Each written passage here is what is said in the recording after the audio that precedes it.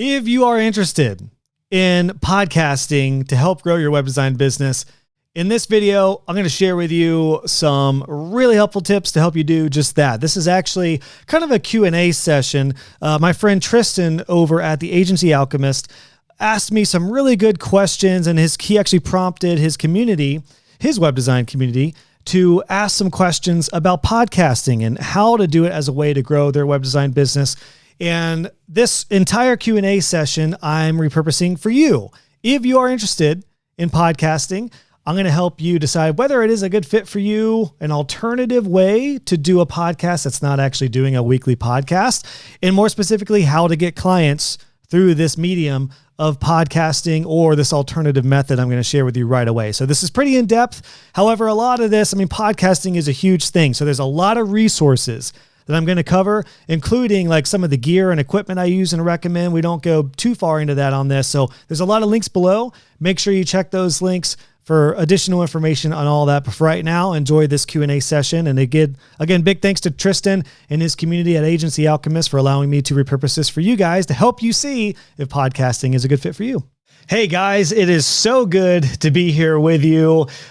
Tristan gave me some great questions, and I know reached out to you guys in the entire community here for the Agency Alchemy community to pop up with some questions about podcasting and how to use podcasting to help grow your web design business and even to grow your personal brand. So I'm here to give you some help on that and give you some of my tips that I've learned in my journey. If you don't know me, I'm Josh. I am the founder of a web design community called Web Designer Pro. I've been doing courses and coaching for web designers since 2017. And the podcast, my podcast, which is called the Web Design Business Podcast right here, is the number one driver for my community and for my business. So what I want to do is shed some light on podcasting in general, based off of the questions that you and Tristan have sent me to help guide you to see if you're interested in podcasting, how to do it and how to make the most of your time doing it, but also whether it even is a strategy for you. Because I actually don't recommend podcasting for everyone. And it is something that if you're going to do it, you have got to stick with it. However, there's kind of an alternative route to podcasting that's kind of like a podcast that you could do as a web designer to get quick wins in your business and to get some clients fast. So we're going to cover all that and more. So first off, let's look at my podcast. My podcast, again, is called the Web Design Business Podcast, and it is, as I mentioned, the number one driver for my business. At the time of recording this video, I've recorded over 330 episodes to this point. I've been doing it since the fall of 2019. And because I've stuck with it and what I've learned from it, it has really benefited me in a lot of ways. Yes, it's grown my business and it's been the number one kind of trust builder for me, which is harder to come by. I think that one of the benefits of podcasting is it is an immediate trust builder, because when you listen to somebody over and over and over and over again, you can sense bullshit and you can sense someone's real motives and you really get a sense of who they are. It's very authentic. So that's a benefit to podcasting, but it kind of goes back to consistency. I know everyone's tired of hearing that, but the reality is if you just launch a podcast, do it for 3 weeks and stop, it's not going to help you in any way. And another harsh reality is that most podcasts do not make it past even, I think 20 episodes is common. And that's probably a lot for most people. So it's why I recommend if you do it, stick with it and it'll pay dividends. But there's kind of an additional option for podcasting, and it's what I like to call an interview series. So before we actually dive into podcasting to make sure it's a good fit for you, I would recommend as you go through this and you're like, I don't know if I want to commit to this week to week or seasonally or however long this is going to be, I want to let you know there's an alternative route, which is what I like to call the interview series. And I did this back in 2018. Before I started a podcast, I had the idea of doing a podcast, but you might be right here right now and you might be in the place where you're like, I don't know if I want to commit to something every week forever. So what I did was this interview series where I'm in the Divi and WordPress communities. I interviewed 9 entrepreneurs, business owners who used Divi and who had scaled up their web design business, some to just a couple people, some to like legit agencies. I did this little 9-part interview series that you see here. This will be linked below for you, by the way. And what this series allowed me to do was it gave me kind of a cap.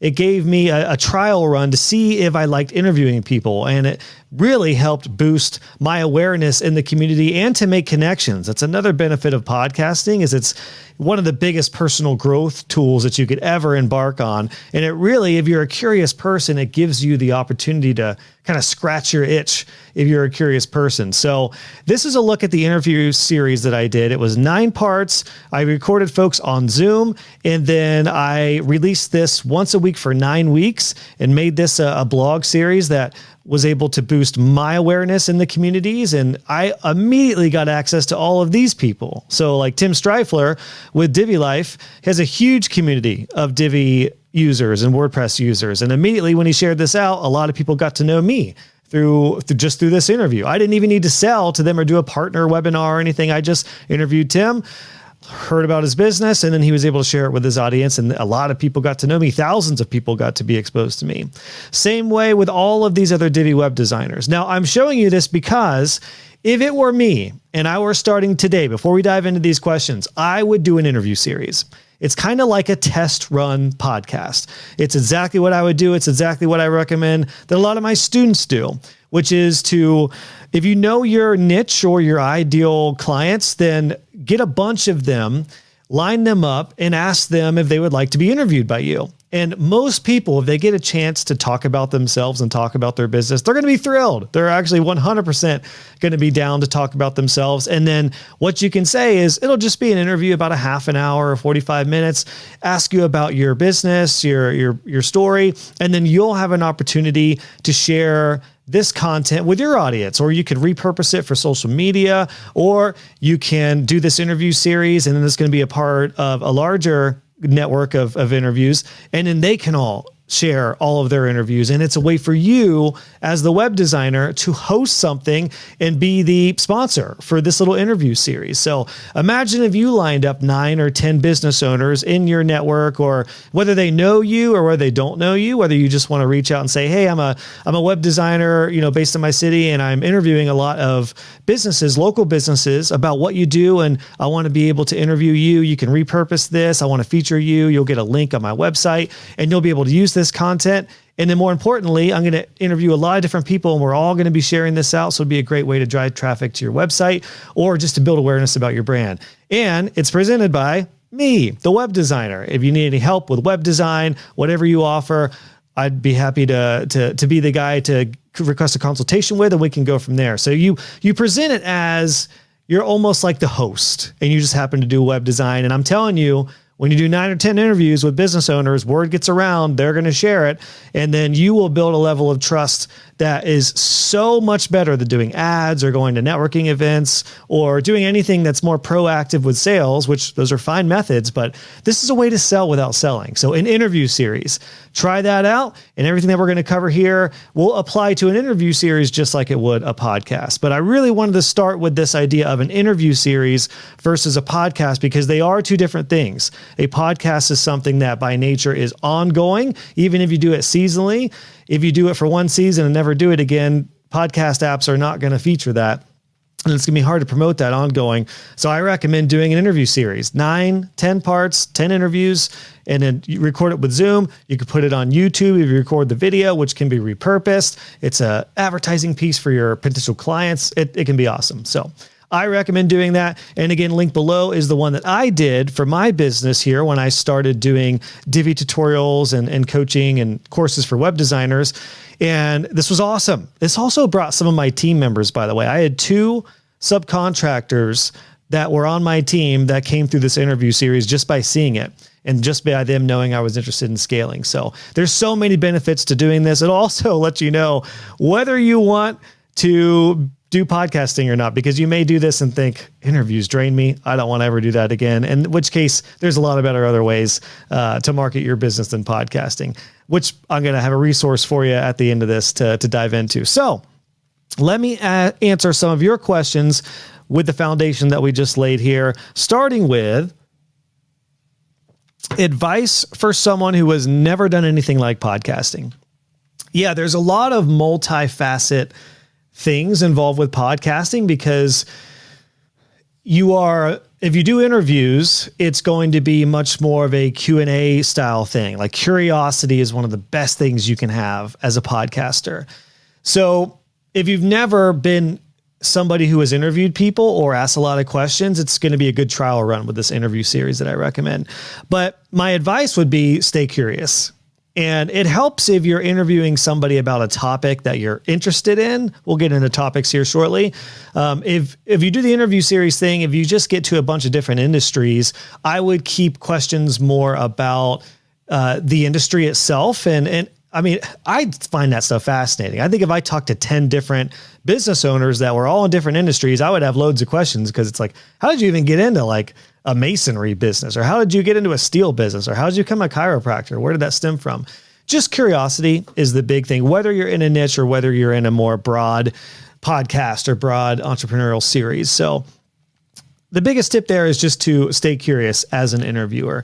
Don't load them up with 100 questions. In fact, I've found if you have 5 questions that like are bullet list questions, that's going to be enough to cover at least a half an hour generally. I could probably make 2 questions span for an hour plus. So don't, have like a list of 100 questions. I think 5 to 10 on a bullet list type of round of questions would be huge. I would also encourage anyone you interview, ask them what topics they're interested in, or what topics are they curious about, or that might help people know about their industry or their services, because that'll kind of prompt you. The really cool thing about doing a podcast or an interview series, I'm going to keep talking about these parallel, is that you don't need to create content. You really don't need to think of new things. You just need to think of a few prompts, of a few questions. And if you absolutely don't know what prompts to ask or what questions to ask, you can prompt ChatGPT. Give me 10 questions about the steel industry, or a business owner of the steel industry, or how they help their clients. And then boom, that's an AI way to go about that. So that's the biggest thing, is do that. Think about it. And I would also think about it in a couple of different ways. I would think about podcasting. Actually, I would think about it in 3 different ways. Number 1, I would think about it as a way of personal growth, because you will be shocked at how much you learn when you do a podcast or an interview series. It really is amazing what I've learned. I have become 1,000 times more powerful as a web design business coach for my members of my community, Web Designer Pro, because I have a podcast, because I've learned about all these different strategies over the years. One thing I talk about in my business course, which is my signature course inside of my community, one of the lessons is on a launch pack and how to format and create launch packs for clients after a website is live. I never personally did that. I had my own moving forward offboarding things, but it was an interview that I did on my show that made me realize that is genius. And I was able to include that in my stuff. So as a web designer, you can learn so much from different people and include that in your services and in your business. So personal growth is a big part of that. The next big piece to that is, yes, getting clients. As I mentioned already, it is the biggest trust builder ever. Now, there's a couple different ways to get clients. You can do it in a way that is more discovery based, like people can find YouTube videos, find ads, find your content on social media, find you in a networking event, etc. But there's also a second piece to getting clients, which is much more relational, keeping people coming back to your content, which all those methods we just talked about, you can do. But the cool thing about a podcast is, as I mentioned, it builds a level of trust because people are literally in your earbuds, or you're watching them on YouTube. If it's an interview series, that's video. So those are a couple of biggies. It is a personal growth thing. It is a great way to build trust to get clients. And thirdly, it is one of the best ways to expand your personal network. It's amazing what type of connections you'll make when you have a podcast. And a couple examples of students of mine who have podcasts I'm going to show you are shining examples of this. So we'll look at those shortly. So those are a few things to think about if you've never done anything like this. Now, a really good question here, how I got started. Any tips specifically on getting started? I delayed in doing a podcast for a year because I knew if I was going to do it, I wanted to do it right. And I did not want to just half-ass it. I wanted to know what I was doing, and I wanted to be prepared for it. So one thing that I did that helped was that interview series that you just saw. I gave myself kind of a test run. Do I like interviewing? Do I like this format of podcasting? Am I a good interviewer, even if I'm rough with questions and I overtalk my clients or my interviewees? Like, do I at least have a knack for this? And am I interested in it? Do I like it? Does doing an interview fill me up, or does it just completely drain me and I dread seeing it on my calendar? If that's the case, podcasting's not for you. But I really liked it. I loved connecting with new people and getting to expand my network. And I really was curious and got to learn a lot. So I felt like podcasting was good for me. So it was a good fit. As I mentioned, I did not want to just fly blind and start a podcast having no idea what I was doing, no roadmap. So what I did is I actually took a course. I took Pat Flynn's Power Up Podcasting course, which is available if you go through my link at joshhall.co/SPI courses. That'll take you here where you'll get access to all of the courses that Pat Flynn and the team at Smart Passive Income have here. But one of these is the Smart Passive Income, or the Power Up Podcasting course that I took, and it was extremely beneficial. So let's head over to the course real quick. This is the course that I took. Again, I'm a proud affiliate of this because this course, literally, I went through it in 30 days. And by the end of 30 days, I had my podcast artwork ready, the title. I knew all the tools I was using. I had a game plan moving forward. I already had 3 episodes recorded, and I was able to launch the following month with 3 episodes ready to go. And here I am 4.5 years later, and I'm still loving what I'm doing with podcasting. So highly recommend this course, which you can again get through my link at joshhall.co/SPI courses, because this full podcasting course is available for you in that all access program, along with all the other courses that Smart Passive Income offers. So that's what I did. Now there is a free resource that you can dive into that I went through. That's a good precursor to this course. I'll make sure this is linked below as well. It is the podcast cheat sheet. So I went through this cheat sheet, and it was what sold me on going into the course. So this is free, and this is a really good, well, just that. It's a cheat sheet to help give you a bit of a roadmap, because I don't have this personally. It's not something I offer. I don't teach podcasting yet, at least. But this is a good place to start. Get the cheat sheet, and then use my link, joshhall.co/SPI courses, to get access to the full podcasting course, along with their other SPI courses to help you out getting going there. But that is what helped me get started, is going through a proven path that worked, and then I'm ready to go. And a lot of what we're going to cover here is what I learned from that course. One tip though, before we move on to the next question here, when you start a podcast, think about it like a concert. As in, you don't want to just come out with one episode and say, see you later, maybe I'll be back next week or not sure. Come out with at least 3 episodes at once, because a lot of times you may want to do kind of a meet the host style episode, talk about what the show is going to be about, letting them know what to expect. But then you want to follow it up with a couple episodes of the actual show. I see a lot of people start a podcast and they're like, I'm really excited to do this. This is what it's going to be about. Okay, see you later. And then the person's like, well, don't tell me about it. Let's do it. Like, give me something. So come out of the gate with 3 episodes, and then I would have at least a few more in the bank ready to go to launch every week or every month, or however often you're releasing episodes through YouTube or through your podcast. But make sure you come out of the gate with a few cataloged and backed up and ready to go, because the worst thing you can do is just launch one episode and say, see you later. And especially if you don't follow it up with actual episodes.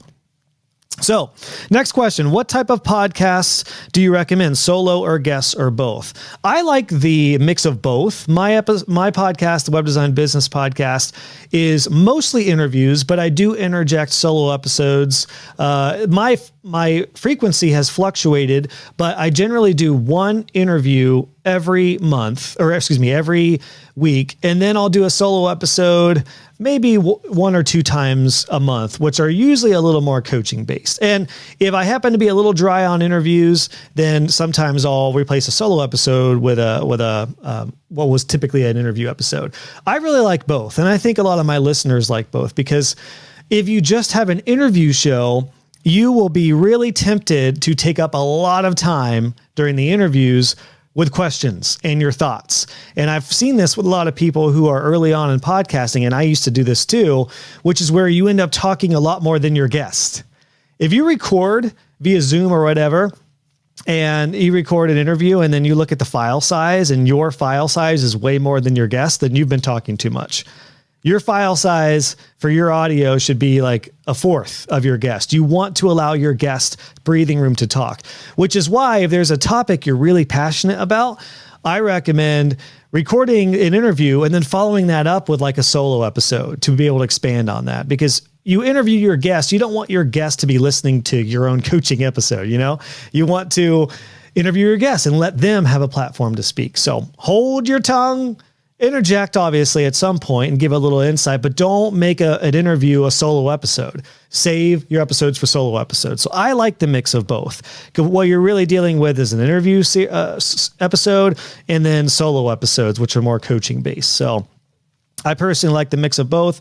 Even if you wanted to do, for the sake of scheduling and all that stuff, if you wanted to do like one interview a month, but then mostly solo episodes, you could do that. And you can always fluctuate. Just remember, when you start a podcast, it doesn't mean that you're doing the same thing every week forever.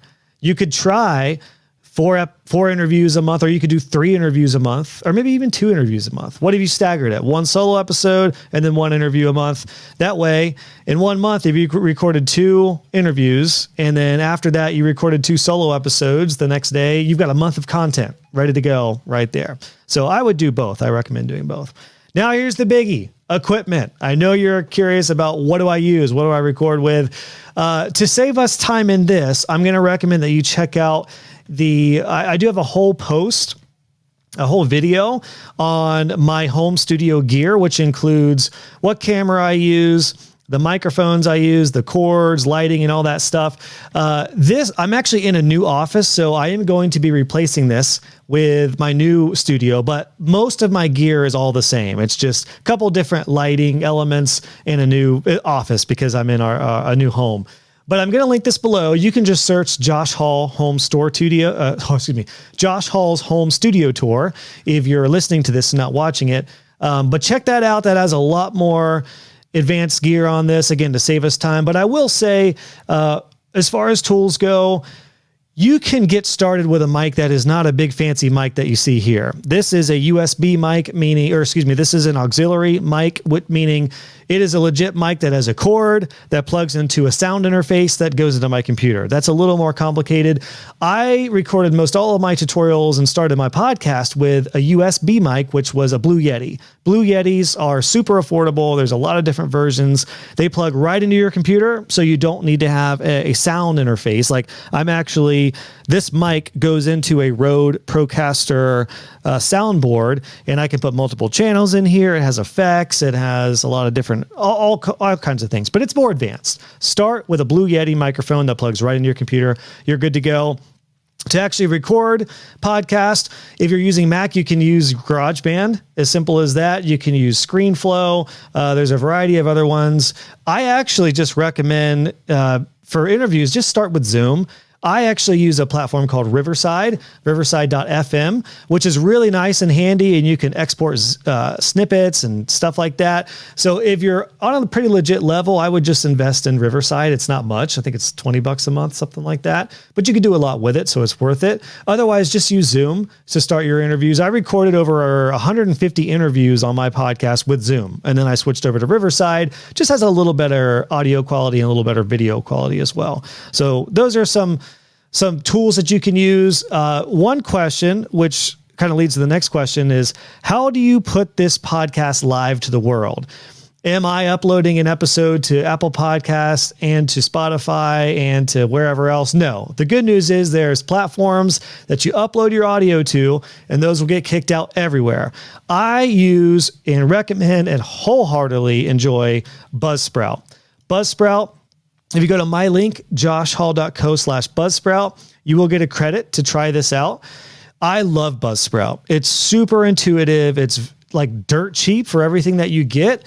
There's all sorts of options to be able to upload audio here. You don't upload video. It's just audio only. But this is what kicks things out to Apple Podcasts, Spotify, and all the directories. You set up your directories separately, and then you integrate them in Buzzsprout. It will walk you through how to integrate Apple Podcasts, etc.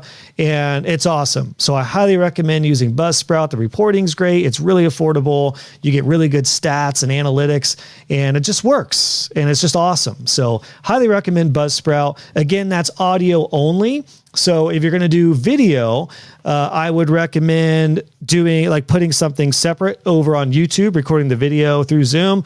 YouTube video, or the video goes on YouTube, and then the audio goes through Buzzsprout. And then you can just link them together on a post or on your website. However, those are going to marry with each other. So that's how we do it. Which one question I had got was, video or audio. Yeah. Or do you do video or just audio? It's a lot easier to just do audio, but it's a lot harder to make more reach and more impact with an interview if you just do audio. I would recommend doing video simply because you could repurpose it, especially for the interview series idea. Like if you give your client an audio file, they're going to be like, I'm not going to share this out. No one's going to just listen to this on my website.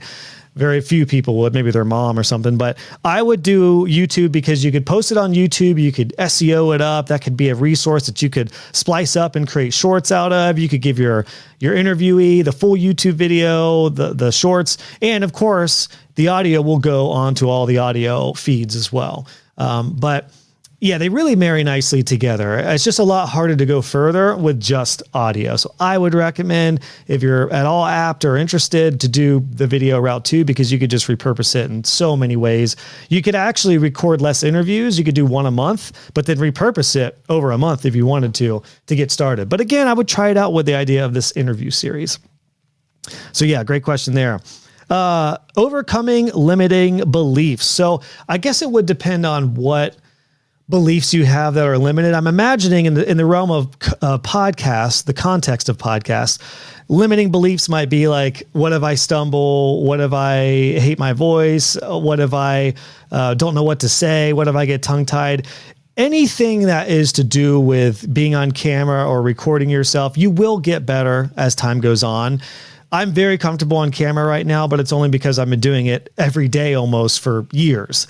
When I was just a web designer and I got on camera barely, it was a whole different it was a whole different ballgame. I was very nervous on camera. So as well you should be. If you're not used to doing it, of course you're going to be nervous. So just keep at it. You will get better and better and better. Limiting beliefs are often overcome by work in practice and quick wins and small wins. So I would have that mind frame with that as far as limiting beliefs. And also if you're wondering, like, who am I to have a podcast, to talk to guests that are maybe high profile or something, I would say if you are truly interested and curious and you have an idea that's going to help people and help get clients and help your business grow, then any marketing strategy you could have limiting beliefs with. It's just, what do you want to do? And this is a great way to sell without selling, by having an interview series or a podcast. So, and honestly, limiting beliefs in any category, life is just so dang short. That's my key to overcoming any limiting beliefs. It's like, let's just freaking go. Have fun. Do what you want to do in your business. Life is too short to let something stand in your way. And honestly, you're standing in your own way with limiting beliefs. No one else cares. This sounds weird, but like, no one cares about you. They're caring about themselves. Like, no one's going to be like, oh, that interview with Josh, he fumbled on a couple words. No one cares. Just have fun and live life and enjoy making connections and doing a podcast and help people if you want to do a podcast. So yeah, screw limiting beliefs. Just get out of your own way. I'm scared to get on camera and hate my voice. So as I just mentioned, again, that kind of leads into the limiting beliefs. The more you do it, the more you will get better. And everyone hates their own voice. Somebody once asked me, how do I find my radio voice? And I'm a big proponent of, do not change your voice for a radio. We're not in the 1920s anymore. We don't need to be like, hey, that's Josh. Hey, welcome to the Web Design Business Podcast. We're going to help you get new web design clients. See? I talk on my podcast exactly like I would talk with you and me if we were going to get coffee or having a beer together.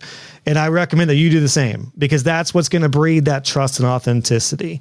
I did an interview recently. I'm not going to call them out, but it was kind of funny because I did an interview with somebody who was really cool and really like calm and charismatic off camera. And as soon as the record button hit, it was kind of like, and welcome to the show. Our guest this week is Josh. And I was like, what?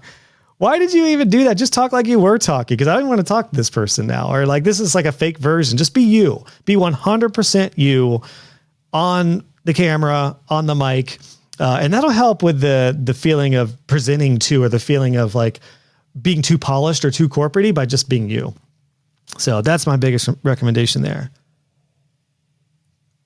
Even like right now, years ago, I would have been like, I got to take a drink. I pause for a second. Let me chop this out and edit it. But if you get into a lot of editing and you edit out all the ahs and ums and every little drink of water, that's a nightmare to keep up with. So I've just more recently, I'm like, I'm just going to keep it completely real. I'm going to try to be succinct. I don't want to be fluffy or ramble too much, but if I need to take a drink of water, it's good. Did anyone get annoyed there? Maybe a couple people, but they're still here. So let's continue on. How do I know, or how do I go about defining topics? So this will largely depend on the premise of your show, as far as what questions you're going to ask, what type of guests you're going to have. With my podcast, the Web Design Business Podcast, it's pretty cool because it's very entrepreneurial. I do try to have an emphasis on the business side of web design, which you might think, if it's just the business of web design, how far could you possibly go? Well, I'm 330 some interviews in and episodes in, and I can tell you we're just scratching the surface. That's how complex and in-depth the industry of web design is. Plus, it's always changing, so it's a lot of new things to talk about. But I would have that mindset too, like just curiosity. That'll help you be interested about what questions to have, what topics to address. If you absolutely do not know what topics to dive into first, whether you're a solo episode or interviews, you could prompt ChatGTP. Just say like, give me 20 different topics about my industry. Boom, there you go. One hidden gem of topics is an FAQ section. So if I were to start a podcast for web designers to help grow my business for my clients, and I wanted to help my clients, what I would do is turn to my FAQs. What common questions do I get from my clients? You record a podcast about that. You record a YouTube video. There you go. You can repurpose your podcast and your YouTube videos all the time.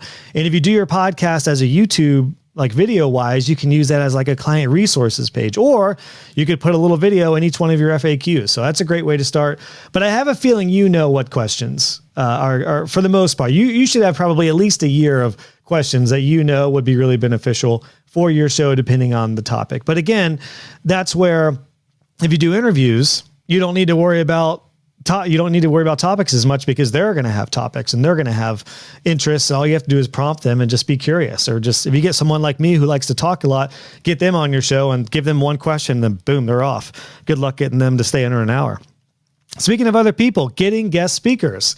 So I would start with the people who are in your network and who you know and already work with. For example, an interview series, if I were to do one today, like I think about when I was in my networking group, actually, one of the guys in my networking group did an interview series for his business. He wasn't even in web design. He was an insurance agent. It's actually what prompted me to do an interview series.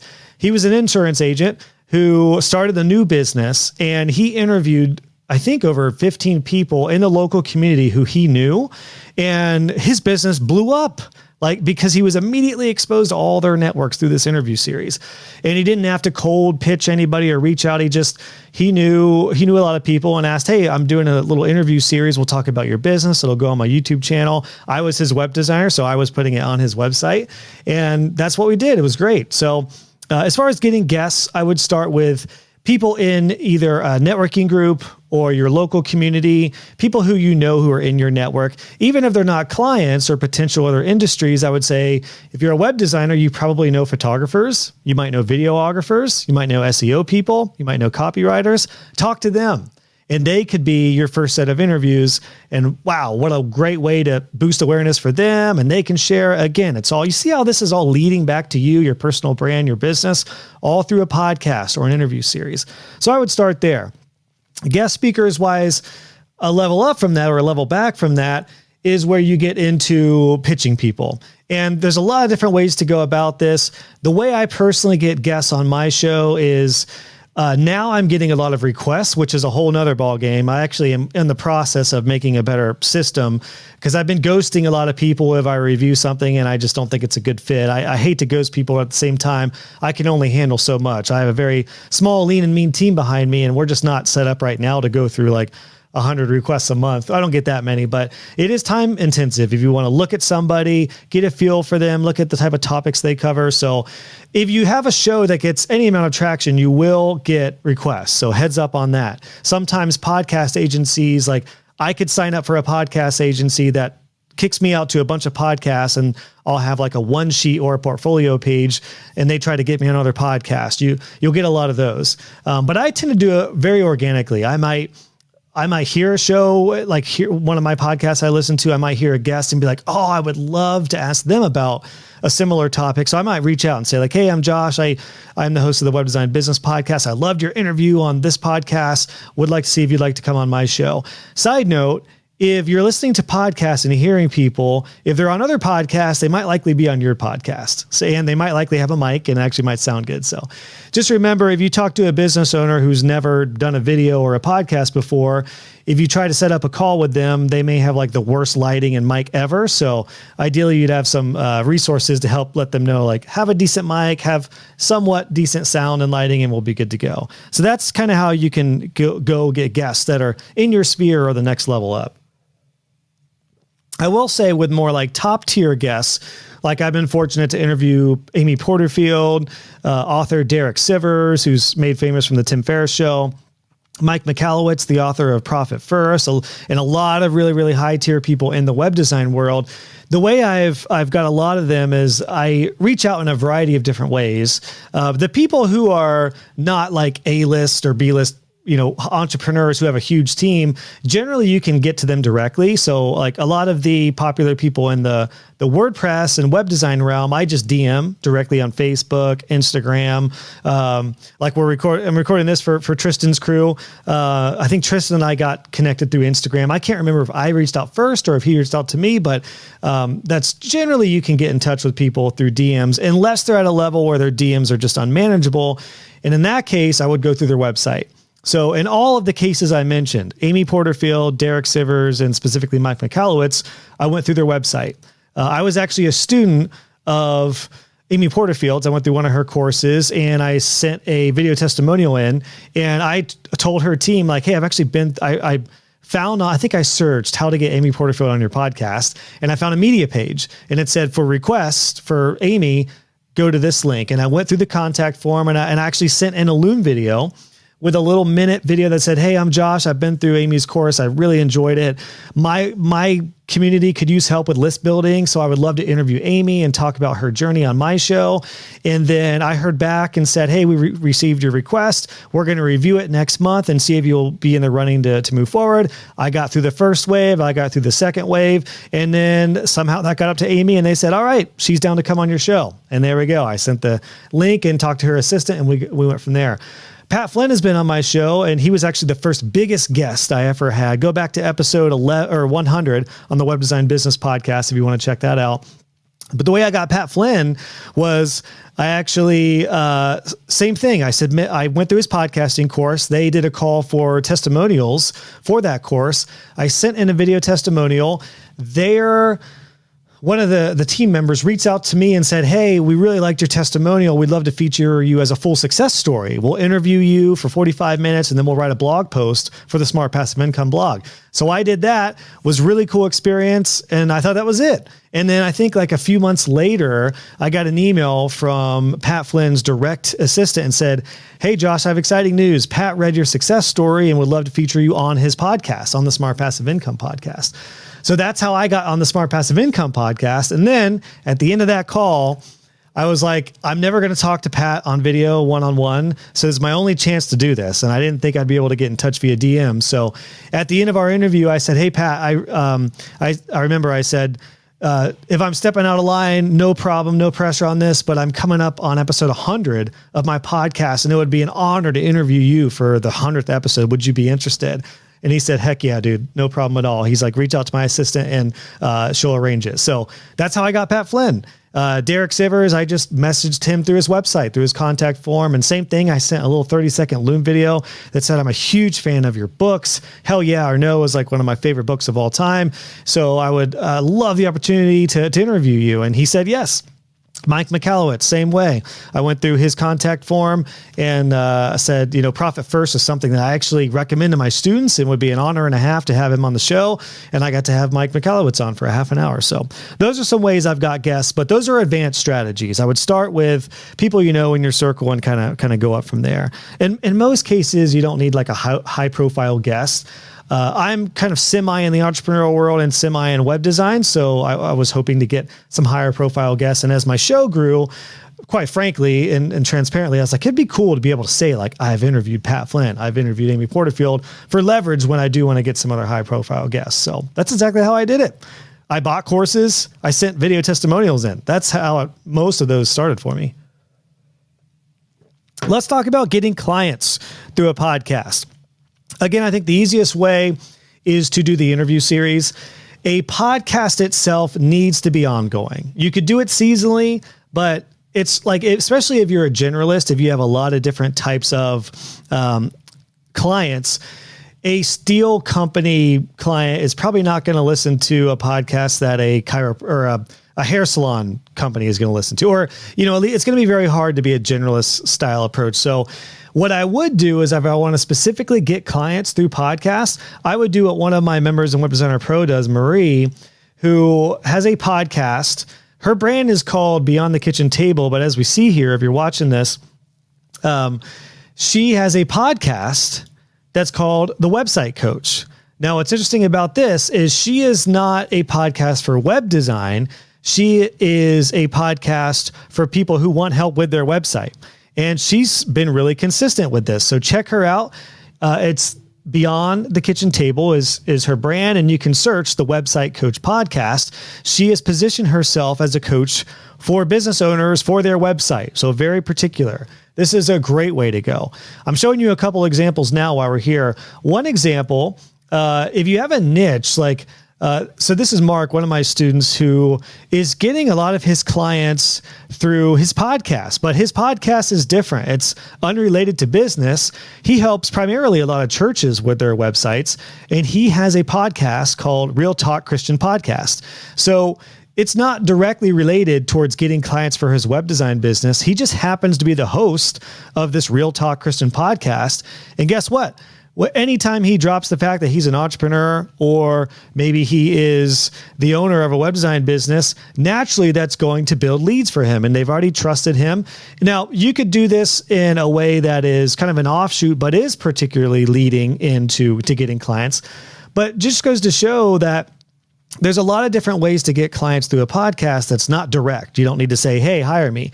In Mark's case, he's the host of this podcast, and that has elevated his personal brand, and people get to know him. And anytime somebody finds out that, oh, by the way, he's a web designer, they're going to be like, oh my gosh, I could work with Mark. It'd be amazing. He doesn't need to sell a dang thing because he's already got a podcast. They already know, like, and trust him. So that's a good example. And then finally, Andy, who... Nope, here we go. Here's the right podcast. Andy, one of my members of my community, has a podcast called The Creatives Journal, where he interviews a lot of up and coming entrepreneurs. And this is actually how I met Andy. He just cold pitched me. He submitted a contact form submission, and I could tell instantaneously that Andy was legit. It was not a like copy and pasted jank cold outreach. It was like, hey Josh, I actually really listen to your podcast, and I'm a designer. I'm young. I'm getting into the world of web design now and entrepreneurship. And I have this podcast called The Creative Journal. He said, I'd love to feature you on my podcast. And I like to talk about my journey and stuff. And I thought, even if he just has a few listeners, it would be cool. And it seemed really legit. So I was on his podcast. And since then, Andy has come into my world and now is a member of my community, Web Designer Pro, and he's actually got exposed to a lot of other members of my community and folks like my friend James Bernard. James Bernard is one of the biggest up and coming designers on Instagram and TikTok. And I know James personally. So Andy had this show and said he's looking for more guests, and I got him in touch with James. And James, a top tier entrepreneur, up and comer, went on Andy's show, even though it's a new show. You see how this is working out. Andy sent me a real good pitch, and I came on his show, and he came into my world. He got to know my community, is stuck with it and done a really good job, and is now being able to interview people that I've known and built up through my networks. This is how it works when you end up getting in certain communities and working with people. So I also highly recommend getting into communities like Web Designer Pro or other entrepreneurial communities, because you meet somebody else, they know somebody. It's just like networking. It's networking 101, but online via podcast. So Andy is a great example. Mark is a great example. And Marie is a great example of ways to do podcasts that will get you clients more directly. The interview series will work even better. It will go further faster. But if you're going to do a podcast ongoing, I would have any of those approaches. All right, last couple questions here. The challenges I've faced and how to overcome them. I think consistency is the hardest thing with a podcast, particularly if you do, if you do it ongoing for years, like I'm doing. But the thing is I absolutely love it. If I had to strip out a lot of things of what I do in my business and I could only keep a couple, I would keep my podcast for sure. It's my favorite. I enjoy talking. Shocker, you're still with me. I enjoy the format of audio. I don't love short form stuff. I don't love snippets. I don't love clips. I'm not a short form guy. I like really in-depth interviews, and I like getting to know somebody and really going deep on something if I'm interested in it. So podcasting suits me. So a challenge with consistency is just the fact that I love it. If I didn't love it, I wouldn't stick with it. So you got to love it, which is why I recommend start with an interview series, give yourself a test run, then do podcasting for the long term if you love it. The other challenge is just keeping it going. Podcasting is a lot of work. I'm not going to lie to you. It's a lot of work, especially if you're going to do it consistently. There's recording, there's post-production, there's everything we talked about with uploading it to Buzzsprout and YouTube if you do video. There's show notes. What do your show notes look like? If you do have a website where all that goes, are you going to make show notes for everybody? Are you going to rely on AI to put a sloppy show notes page together for you? You could try it. I can tell AI immediately still. So I have a VA, Cam, who actually does my show notes. I write a little description for each episode, but then she puts the show notes page together and links Buzzsprout and uploads the video or imports the video. I have an editor. Nathan, who has been editing my podcast since episode 100. Pat Flynn was the first episode that he started working with me on, and he has done every one since then. I record the video on Riverside, and then I'll separately follow up with a little intro and a little outro. We put that all in one folder in Drive. Cam and Nathan have access to it. Nathan edits the audio, posts it to Buzzsprout and YouTube, and then Cam goes in and does the show notes for my website, the Buzzsprout description, and the YouTube description. And that's our process. So we do it all through Google Docs right now.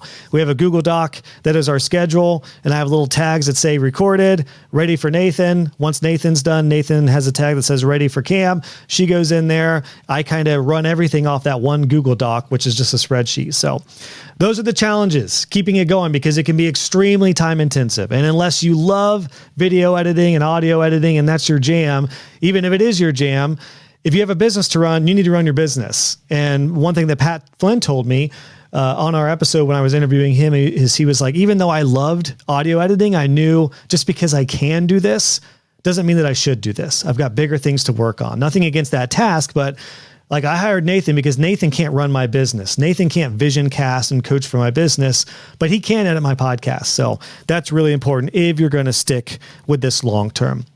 And finally, last question here, video lengths, short audio, podcasts, etc. There's so much on this because a lot of people say you want to keep your interviews under an hour. But at the same time, I guarantee if you're watching or listening to this, you're probably listening to podcasts that are 1, 2, 3 hours plus. I don't necessarily think everyone should do that. That's a whole different model and situation. But a lot of my interviews will go over an hour. I try to book out an hour and a half for interviews just because I feel like if we're really in it, I hate to be like, gotta go. So that helps a lot. Some of my interviews will be 45 minutes, but some of them will be an hour, sometimes an hour and a half plus if we're really going. So I don't limit myself time-wise there. On solo episodes, I try to keep them under a half an hour. This is a bit different because this is kind of like an hour-long Q&A session. So, and again, great questions from Tristan and the whole crew here, because you guys have given me a lot of good questions that I wanted to take some time on. And I'm going to continue to post more resources specifically that are a little more concise. But the cool thing about this is going to be video and audio. So you could just listen to the audio, but you could also watch the video that has some of the actual visuals that we looked at and some of the websites and examples we looked at. That's one important thing to remember. Is if you're going to do a podcast episode that is really visual, then I would not do the audio version. I would have a YouTube channel that's more tutorial based and more screen recording, and then have and more coaching based or more interview based for audio. So you do need to be careful about mixing content that is on audio that should be video, and vice versa. You don't want to be showing something on a screen constantly and talking about that, and then the audio person's like, dang it, I have no idea what you're looking at. So that's the only time I would be wary about doing the exact same content for repurposing audio and video. So that's a challenge that I have, is whether or not this should be a YouTube video and it should not be on my podcast, or whether it could be on a podcast. This particular talk right now is both, and it could also be both. I could do a condensed version of this, and I might, that's just video, just on my YouTube channel. That's purely, we're just looking at screen stuff. I could also do a more audio route that's not looking at anything and just more talking. So this one's probably a little more audio than it is visual, because if I were to do a video on this, I would probably keep it under 20 minutes and I would have everything lined up, and there'd be a little more post-production probably. It's kind of why I like audio. And again, editing is the death of sticking with a podcast. It's the death of post-production, is the death of consistency if you're doing it all yourself, which is why I recommend, if you're at a point where it's a big driver for you, start to hire it out. It's one of the best decisions I ever made. So yeah, I really don't think length matter too much on the audio end of things, because we tend to stop and start podcasts depending if we're doing dishes or mowing or whatever. But videos, naturally shorter videos are going to get more views, because people are going to stick with them. Now, I do have my full interviews go on my YouTube channel, and those do okay. I get about 3 times as many downloads as I do video views on my full interviews. But in an ideal world, one thing I'm thinking about and probably will do is I will siphon off and cut up my full interviews into little like clips. Like, I think the Joe Rogan Experience is probably the show that either started or capitalized on this clip game, because with Joe's interviews being 3.5 hours sometimes, what they've done, and I don't know if his team did them or fans did it, I don't know, but you'll get these 5 to 10 minute clips that are about one little topic inside of a larger interview, and then it all kind of links to the larger interview. It's the best way to go. So I haven't done the best job of that yet to this point, but as I look towards the next version of my show, the Web Design Business Podcast, that is definitely in the plans and in the works, is to take an interview that's an hour, chop maybe some of the best clips that are 5 to 10 minutes, use that as those YouTube videos, and then link them to the YouTube video, which then links them to Web Designer Pro, my community. You could do the same thing with shorts too.